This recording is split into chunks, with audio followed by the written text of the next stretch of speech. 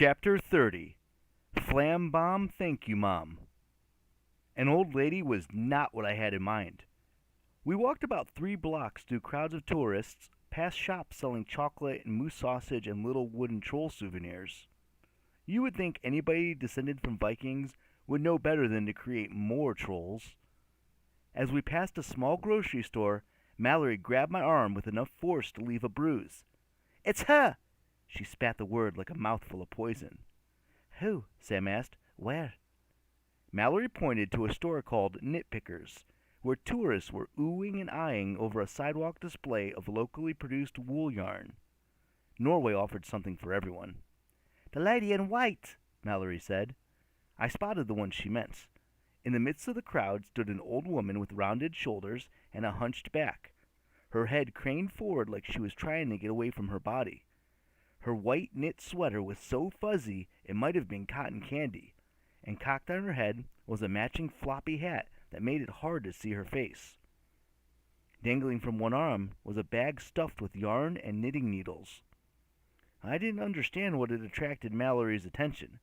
I could easily have picked out 10 other folk from the cruise ship who looked stranger. Then the old lady glanced in our direction. Her cloudy white eyes seemed to pierce right through me, as if she ninja-chucked her knitting needles into my chest. The crowd of tourists shifted, engulfing her, and the feeling passed. I gulped. "Who was—" "Come on," Mallory said. "We can't lose her." She dashed towards the knitting store. Samira and I exchanged a worried look and then followed. A senior citizen dressed in cotton candy shouldn't have been able to hobble very fast, but the lady was already 2 blocks away when we got to Nitpickers. We ran after her, dodging tour groups, bicyclists, and guys carrying kayaks. Mallory did not wait for us. By the time Sam and I caught up, she was clinging to a chain-link fence outside a small train depot, cursing as she scanned for her lost prey. "You found the train," I noted. Parked at the platform were half a dozen brightly painted old-fashioned railcars. Tourists were piling on board. The tracks wound from the station and up the hills into the ravine beyond. "Where is she?" Mallory muttered. "Who is she?" Sam asked. "There!" Mallory pointed to the last car, where a cotton candy grandma was just getting on board. "We need tickets!" Mallory barked. "Quickly!" "We should get the others," Sam said. "We told them we'd rendezvous." "No time!"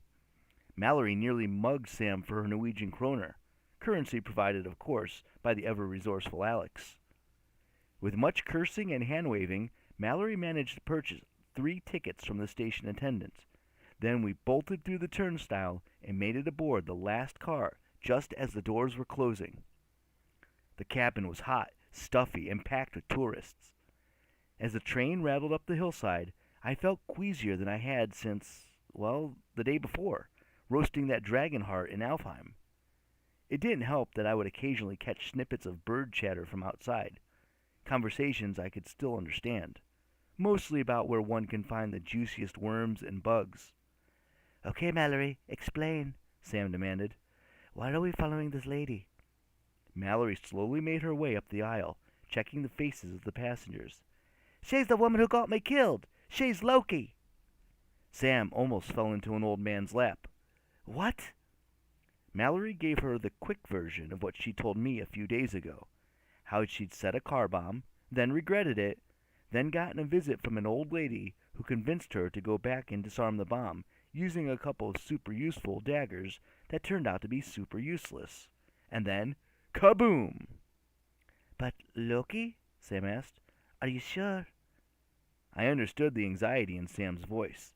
She'd been training to fight her dad, but she hadn't expected it to happen here, today. Fighting Loki was not a class in which you wanted a pop quiz. "Who else could it be?" Mallory scowled. "She's not here. Let's try the next car." "And if we catch him?" I asked. "Or her?" Mallory unsheathed one of her knives. "I told you, that lady got me killed. I intend to return her daggers point first." In the next car, tourists pressed against the windows, taking pictures of ravines, waterfalls, and quaint villages. Squares of farmland quilted the valley below. Mountains cast shadows as sharp as sundial needles. Every time the train rounded a bend, The view seemed more scenic than before.